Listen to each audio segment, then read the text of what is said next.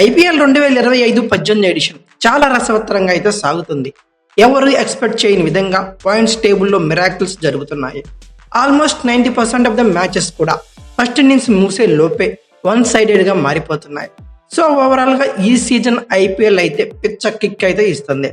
5 సార్లు title win అయిన Mumbai Indians, Chennai super Kings లాంటి బిగ్ ఫ్రాంచైజీలు కూడా, బిగ్ టీమ్స్ కూడా పాయింట్స్ టేబుల్లో 8th, 9th స్పాట్లో అయితే కొనసాగుతున్నాయి. అలానే తొలి మ్యాచ్లో ఎక్స్పెక్టేషన్స్ పెంచేసిన ఎస్ఆర్హెచ్ తర్వాత కంప్లీట్గా చతికిల పడింది. బ్యాక్ టు బ్యాక్ ఏకంగా 4 మ్యాచ్ల్లో ఓడింది. తర్వాత ఆడబోయే 9 మ్యాచ్ల్లో కనీసం 7 నుండి 8 మ్యాచ్లైనా ఎస్ఆర్హెచ్ గెలిస్తేనే ప్లే ఆఫ్స్ మీద ఆశలు అయితే ఉంటాయి. అలానే జీటీ మొదటి ఓటమి తర్వాత హ్యాట్రిక్ విజయంతో సెకండ్ స్పాట్లో నిలిచింది. ఇప్పటి వరకు టైటిల్ అందుకొని RCB, Punjab Kings, Delhi Capitals points టేబుల్లో టాప్ స్పాట్లో కంటిన్యూ అవుతున్నాయి. ఓవరాల్గా డీసీకి 3-3 గెలిచి పాయింట్స్ టేబుల్లో టాప్ స్పాట్లో ఉంది. అయితే ఓవరాల్గా ఈ ఐపీఎల్ అయితే సీజన్ ఉత్కంఠభరితంగా సాగుతుంది అనడంలో సందేహం అయితే లేదు. ఇలాంటి టఫ్ రైవలరీకి మరొక 2 ఫ్రాంచైజీలు అయితే సిద్ధంగా ఉన్నాయి. అయితే ఏప్రిల్ 8వ తేదీన అంటే మంగళవారం డబుల్ ధమాకా మ్యాచ్ల్లో గాను సెకండ్ మ్యాచ్గా అంటే రాత్రి 7:30 పంజాబ్ కింగ్స్ మరియు సిఎస్కేలు ఈ ఎడిషన్లో 22వ మ్యాచ్గా పంజాబ్ కింగ్స్ యొక్క హోమ్ గ్రౌండ్ అయిన Maharaja Yadavindra Singh international cricket stadium Mullanpur Chhattisgarh వేదికగా ఈ బిగ్ ఫైట్గా అయితే అయిపోయాయి ఈ 2 ఫ్రాంచైజీలు. అయితే సిఎస్కే 4 మ్యాచ్లు ఆడి కేవలం 1 మాత్రమే గెలిచింది. రిమైనింగ్ 10 మ్యాచ్ల్లో ఖచ్చితంగా 8 గెలిస్తేనే ప్లే ఆఫ్స్లో అయితే నిలుస్తుంది. ఇక ఫస్ట్ మ్యాచ్ గెలిచిన తర్వాత హ్యాట్రిక్ మ్యాచ్లో ఓడింది సిఎస్కే. అలానే అదర్ ఎండ్లో పంజాబ్ కింగ్స్ 1-2 విజయాలు సాధించిన పంజాబ్ ఆ వెంటనే లక్నో చేతులు ఎత్తేసింది. ఇరువురు టీమ్స్ కూడా ప్రీవియస్ మ్యాచ్లో ఓడిపోయి ఈ మ్యాచ్కి అయితే సిద్ధంగా ఉన్నాయని చెప్పుకోవచ్చు. అయితే ఈ మ్యాచ్ జరిగే స్టేడియం డీటెయిల్స్ ఏంటి, పిచ్ రిపోర్ట్ ఎలా ఉండబోతుంది, వెదర్ కండిషన్ పరిస్థితి ఏంటి, లైవ్ ఎక్కడ చూడొచ్చు, ఈ గ్రౌండ్లో ఐపీఎల్ స్టాట్స్ ఎలా ఉన్నాయి, T20 స్టాట్స్ ఎలా ఉన్నాయి, ఇరువురు టీమ్స్ యొక్క హెడ్ టు హెడ్ రికార్డ్స్ ఎలా ఉన్నాయి, అలాగే ప్లేయింగ్ లెవెన్లో ఏమైనా చేంజెస్ ఎక్స్పెక్ట్ చేయొచ్చా, వీటన్నిటి గురించి ఈ వీడియోలో క్లియర్ కట్గా తెలుసుకుందాం. ముందుగా ఈ స్టేడియం గురించి మాట్లాడుకుందాం. ఈ స్టేడియం చాలా బ్యూటిఫుల్గా ఉంటుందండి. ఒక విధంగా చెప్పాలంటే కూల్ స్టేడియంగా మాట్లాడుకోవచ్చు. ఈ స్టేడియంలో ఆడియన్స్ కెపాసిటీ 38,000గా ఉంటుంది. ఒక 40 ఎకరాల్లో ఈ స్టేడియాన్ని అయితే బిల్డ్ చేశారు. బౌండరీ డైమెన్షన్స్ పరంగా ఒక యావరేజ్ గ్రౌండ్గా మాట్లాడుకోవచ్చు. ఎయిదర్ సైడ్స్ వచ్చేసరికి 68 మీటర్ల వరకు ఎక్స్పెక్ట్ చేయొచ్చు. స్ట్రైట్ బౌండరీ వచ్చేసరికి 74 మీటర్ల వరకు చూడొచ్చు. ఇక బ్యాక్ బౌండరీ వచ్చేసరికి అందరికీ తెలిసిందే 59 మీటర్లు 62 మీటర్ల మధ్యలోనే ఉంటుంది. ఇక తర్వాత ఆల్ ఇంపార్టెంట్ పిచ్ రిపోర్ట్ గురించి మాట్లాడుకుంటే పిచ్ పరంగా ముల్లాన్పూర్ ఒక డీసెంట్ పిచ్గా మాట్లాడుకోవచ్చు. అటు బౌలింగ్ ఇటు బ్యాటింగ్లో కూడా ఈక్వాలిటీ ఉంటుంది. కొంచెం ట్రిక్కీగా ఉన్న బ్యాట్స్మెన్స్ కనుక క్రీజ్లో సెట్ అయితే భారీ స్కోర్లు చేయడం అనేది చిన్న మాట. ఇది రీసెంట్గా నేను ఆర్ఆర్తో జరిగిన పంజాబ్ ఆడిన మ్యాచ్ బట్టే చెప్పొచ్చు. ఆర్ఆర్ ఫస్ట్ బ్యాటింగ్ చేసి ఏకంగా 205 పరుగులు చేసింది. పంజాబ్ చేజింగ్లో 155 పరుగులుగా పరిమితమైంది. సో ఈ పిచ్ బట్టి మీరు అర్థం చేసుకోవచ్చు ఇనిషియల్గా ట్రూ బౌన్స్ కూడా ఉంటుంది. సో మిడిల్ ఓవర్స్లో స్పిన్నర్స్ గేమ్లోకి వచ్చే ఛాన్సెస్ లిటిల్ బిట్గా ఉన్నాయి. ఇక తర్వాత వెదర్ రిపోర్ట్ గురించి మాట్లాడుకుంటే వర్షాలు పడిపోయి మ్యాచ్ లాగిపోయి ట్విస్ట్లు అయితే ఏమీ లేవండి. మ్యాచ్ రోజు అయితే మాత్రం మార్నింగ్ టెంపరేచర్ 34 డిగ్రీ సెంటిగ్రేడ్ వరకు ఎక్స్పెక్ట్ చేయొచ్చు. ఇక్కడ డీ ఫ్యాక్టర్ అయితే కీ రోల్ ప్లే చేస్తుంది. ఇక అలాగే లైవ్ స్ట్రీమింగ్ గురించి మాట్లాడుకుంటే జియో సినిమాలు అలాగే హాట్స్టార్ 2 పెద్ద ఓటీటీ ప్లాట్ఫామ్స్ కంబైన్ అయిపోయి జియో హాట్స్టార్గా అవతరించింది. దీంట్లో మొబైల్స్లో వాచ్ చేయొచ్చు, అలాగే సబ్స్క్రిప్షన్ అయితే తప్పనిసరి. ఇక అలాగే మనం వచ్చేసరికి టీవీలో చూడాలంటే స్టార్ స్పోర్ట్స్ 2లో చూడాలి. అలాగే టీవీలో తెలుగులో చూడాలంటే స్టార్ స్పోర్ట్స్ 1 తెలుగులో చూసుకోవాల్సిన పరిస్థితి అయితే ఉంది. అయితే సబ్స్క్రిప్షన్ మాత్రం అన్నిటికీ తప్పనిసరిగా మాట్లాడుకోవచ్చు.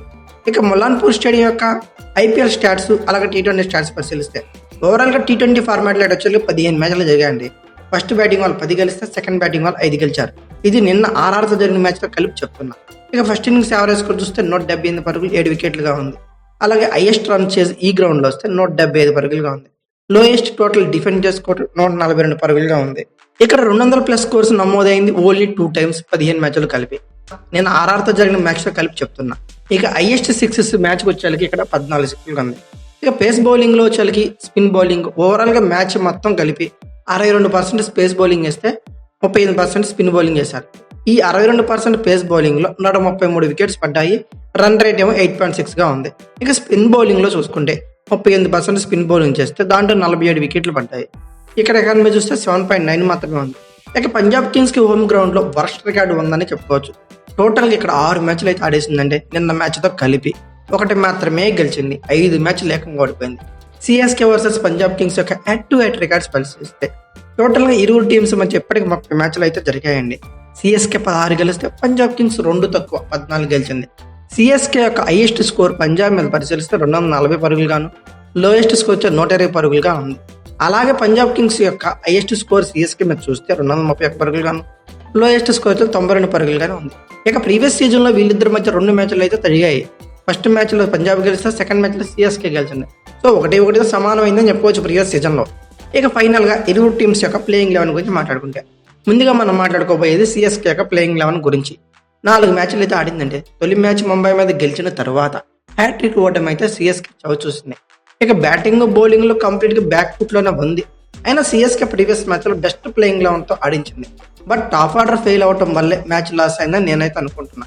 అలానే ముఖేష్ చౌదరి, నూర్ అహ్మద్ చాలా ఎక్స్పెన్సివ్ ప్రూవ్ అయ్యారు. ఎక్స్ట్రీమ్లీ ముఖేష్ కుమార్ అయితే అవుట్ ఆఫ్ ద బాక్స్ అని చెప్పుకోవచ్చు. అయితే సిఎస్కే గెలవాలంటే ఖచ్చితంగా వాళ్ళ టాప్ ఆర్డర్ మాత్రం ఖచ్చితంగా ఆడాల్సిందే. కానీ వాళ్ళ టాప్ ఆర్డర్లో ఒక మిస్టేక్ అయితే జరిగిందండి. ఓపెనింగ్ లో మాత్రం సిఎస్కే బ్లర్ మిస్టేక్ చేస్తుంది. డెవాన్ కాన్వేతో కలిసి రుతురాజ్ గైక్వాడ్కి ఓపెనింగ్ చేసిన ఎక్స్పీరియన్స్ చాలా ఉంది. వీళ్ళిద్దరి మధ్య ఓపెనింగ్ లో చాలా సక్సెస్ వచ్చింది. బట్ ఇక్కడ మిస్టేక్ ఏం జరిగిందంటే రచన్ రవీంద్ర అని డెవాన్ కాన్వేని ఓపెనింగ్ గా ఆడించింది. But Ruturaj Gaikwad Devon Conway ఆడి ఉంటే కొత్త బంతిని, ఎందుకంటే రుతురాజ్ గైక్వాడ్ బాగా సీ ఆఫ్ చేయగలడు. సో నా ఒపీనియన్ అయితే వీళ్ళిద్దరు ఆడితే బాగుండు అనుకున్నా. ఇక ఫస్ట్ డౌన్ లో యాజ్ యూజువల్ రచన్ రవీంద్ర వస్తాడు. వీళ్ళు ముగ్గురులో ఎవరో ఒకరు సెట్ అయిపోవాల్సి ఉంటుంది క్రేజీలో. 14-15 ఓవర్లు వీళ్ళు బ్యాటింగ్ చేస్తే మంచి స్కోర్ చేయడానికి అవకాశం ఉంటుంది. ఇక తర్వాత మిడిల్ ఆర్డర్లో బ్యాక్ బౌన్లో మారిపోయిన విజయ్ శంకర్ సూపర్ నాకైతే ఆడాడండి. మొన్న 69 పరుగులు చేసి చివరి దాకా నాట్అవుట్ కొన్నాడు. ఇక శివన్ దుబే నుంచి తన స్థాయికి తగ్గ ఆట అయితే ఇంతవరకు రాలేదని చెప్పుకోవచ్చు. తన రేంజ్ షాట్లు 1-2 కొడుతున్న వెంటనే అవుట్ అయిపోతున్నాడు. అతను లాంగ్ ఇన్నింగ్స్ కన్వర్ట్ చేస్తే గనక సిఎస్కేకి మళ్ళీ రేసులోకి వచ్చే ఛాన్సెస్ అయితే ఉంటాయి. ఇక తర్వాత మనందరికి తెలిసిందే ఒక జడేజా, ఎంఎస్ ధోని, అలాగే రవిచంద్రన్ అశ్విన్తో ఒక యావరేజ్ ఫినిషింగ్ అయితే మెయింటైన్ చేస్తుంది. మెయిన్లీ ఇంపార్టెంట్ ఏంటంటే ధోని ఫామ్లో ఉన్నాడు, మంచి బ్యాటింగ్ చేస్తున్నాడు. 1-2-3 ఓవర్లు ముందు కనుక బ్యాటింగ్ వస్తే మంచి రిజల్ట్ ఉంటుందని నేనైతే అనుకుంటున్నాను. ఇక అలాగే స్పిన్ యూనిట్లో మాట్లాడుకోవాలి సిఎస్కే అంటేనే. ముల్లాన్పూర్లో కూడా కొద్దిగా గొప్ప స్పిన్నర్ పై చేయగా ఉంటుంది. సో నూర్ అహ్మద్, రవీంద్ర జడేజా, రవిచంద్రన్ అశ్విన్తో మంచి స్పిన్ యూనిట్ ఉంది. 1-2 ఓవర్లు వేయాలంటే రచన్ రవీంద్ర కూడా బౌలింగ్ చేయగలరు, మనందరికీ తెలిసిందే. ఇక పేస్ యూనిట్ గురించి మాట్లాడుకుంటే ఖలీల్ అహ్మద్ అదిరిపోయే బౌలింగ్ అయితే చేస్తున్నాడు. బట్ ముఖేష్ కుమార్ కంప్లీట్ గా డిస్సాటిస్ఫాక్షన్ అంటే కనిపించాడని చెప్పుకోవచ్చు.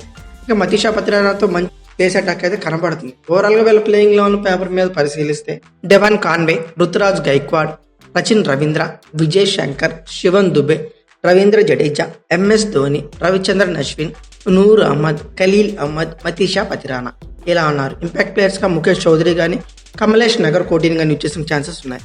ఇక ఫైనల్ గా పంజాబ్ కింగ్స్ యొక్క ప్లేయింగ్ 11 గురించి మాట్లాడుకుంటే ఈ సీజన్ లో బెస్ట్ టీమ్స్ గా చెప్పుకోవాలంటే ఖచ్చితంగా టాప్ 3లో ఉండే టీం ఏదైనా ఉందని పంజాబ్ కింగ్స్ అని మాట్లాడుతుంది. అయితే అలాంటి నిన్న రాజస్థాన్ పై ఓడిపోయింది. నేనైతే ఈ ఓటమిని ఎక్స్పెక్ట్ చేయలేదండి. అందరూ well in form. Is expected opening player అయితే మాత్రం ఇన్ఎక్స్పీరియన్స్డ్ గా కనబడుతుందని చెప్పుకోవచ్చు. ప్రియాంశు ఆర్య అలానే ప్రభ్ సింగ్ నుండి పంజాబ్ కి గ్రేట్ స్టార్ట్ అయితే ఖచ్చితంగా రావాల్సింది. అలానే Shreyas Iyer man in form. First second match లో కంప్లీట్ డామినెన్స్ చూపించాడు బ్యాటింగ్ లో. ఇక థర్డ్ మ్యాచ్ లో మాత్రం అనుకోకుండా అవుట్ అయితే అయిపోయాడు. లేదంటే మ్యాచ్ అంత ఈజీగా ఓడిపోయేది అయితే కాదనుకున్నా. ఇక తర్వాత ఎడిషనల్ స్ట్రెంత్ చెప్పుకోవాల్సిన నేహాల్ వదీరా టెరిఫిక్ ఫామ్ లో ఉన్నాడు. అసలు ఇన్నోవేటివ్ బ్యాటింగ్ తో చితక్ కొట్టేస్తున్నాడు. నిన్న మ్యాచ్ లో అయితే పెద్ద ఇన్నింగ్స్ ఆడాడు. ఏకంగా 63 పరుగులా చేసినట్టున్నాడు. సో ఇతను ఎక్స్ట్రా స్ట్రెంత్ గా మాట్లాడుకోవచ్చు. అలానే ఫినిషింగ్ లో గ్లెన్ మ్యాక్స్వెల్, మార్కస్ స్టైనిస్, అలాగే శశాంక్ సింగ్ సూపర్ ఫినిషింగ్ అయితే కనబడుతుందని చెప్పవచ్చు. వీళ్ళందరూ కనుక తలో చేయి వేస్తే సిఎస్కే భారతం పెట్టడం కష్టమైతే కాదు. ఇక మనం చెప్పుకున్నట్లే పేస్ యూనిట్ లో ప్రీవియస్ మ్యాచ్ గురించి చెప్పుకున్నప్పుడు వీడియో చెప్పుకున్నాం. లుకీ ఫెర్గ్యూసన్ రావడంతో ఇలా పేస్ యూనిట్ బలంగా మారుతుందని. సేమ్ ఇక్కడ కూడా జరిగింది. లుకీ ఫెర్గ్యూసన్ చాలా ఇంప్రెసివ్ గా బౌలింగ్ చేశాడు. అలాగే హర్షదీప్ సింగ్, మార్కో జన్సన్, లుకీ ఫెర్గ్యూసన్ తో మంచి సాలిడ్ లైనప్ అయితే పేస్ అటాక్ లో కనబడుతుంది. ఇక పేస్ ఆల్రౌండర్ గా మార్కస్ స్టైనిస్ కొంచెం ఎక్స్పెన్సివ్ గా ప్రూవ్ అయినా మంచి బౌలర్ గా మాట్లాడుకోవచ్చు. ఇక స్పిన్ యూనిట్ లో యజ్వేంద్ర చహల్ నడపాల్సి ఉంది. నేనైతే ఇక్కడ అనుకుంటున్నా ఒక ఇంపాక్ట్ ప్లేయర్ గా హర్ప్రీత్ బ్రౌర్ ని యూజ్ చేసుకుంటే బాగుండేమో. ప్లేయింగ్ లెవెన్ లో ప్రియాంశు ఆర్యాన్ని తీసుకుంటే పోయిద్దాము. సుయాంశు షెడ్జీని పక్కన పెడితే బాగుండేది నేనైతే అనుకుంటున్నా. అయితే మీ ఒపీనియన్ ఖచ్చితంగా కామెంట్ బాక్స్ లో పెన్ చేయండి. అలాగే వీళ్ళ ప్లేయింగ్ లెవెన్ లో పెద్దగా చేంజెస్ అయితే నేనైతే ఎక్స్పెక్ట్ చేయడం లేదు. ఓవరాల్ గా వీళ్ళ ప్లేయింగ్ లెవెన్ పేరు మీద పరిశీలిస్తే Prabhsimran Singh, Shreyas Iyer, Nehal Wadhera, Glenn Maxwell, Marcus Stoinis, Shashank Singh, Harpreet Brar, Marco Jansen, Arshdeep Singh, Lockie Ferguson, Yuzvendra Chahal ఇలా ఉన్నారు. ఇక ఇంపాక్ట్ ప్లేయర్ చూస్తుంటే ప్రియాంశు ఆర్య ఆడతారని మా అందరికి తెలిసిందే. అయితే ఓవరాల్ గా వీళ్ళ ప్లేయింగ్ లెవెన్ అనేది ఇది. అంటే ఓవరాల్ గా ఈ మ్యాచ్ యొక్క ప్రివ్యూ చూసినాక పిచ్ రిపోర్టు, అలాగే వీళ్ళిద్దరి మధ్య అడ్వైట్ రికార్డ్స్, ప్లేయింగ్ 11 అన్ని పరిశీలించాక నా ఒపీనియన్ అయితే మాత్రం పంజాబ్ కింగ్స్ విన్నింగ్ పాసిబిలిటీ 53% గాను, సిఎస్కే విన్నింగ్ పాసిబిలిటీ 47% గా ఉంది. అయితే మీ ఒపీనియన్ ప్రకారం ఈ మ్యాచ్ ఎవరు గెలుస్తారనుకున్నా ఖచ్చితంగా కామెంట్ చేయండి. అలాగే ఈ వీడియో కనుక మీకు నచ్చితే లైక్, షేర్, కామెంట్, సబ్స్క్రైబ్ చేసుకోండి. అలాగే పక్కన ఉన్న బెల్ ఐకాన్ అప్పుడు మాత్రం మర్చిపోకండి. Thank you for watching. Have a nice day.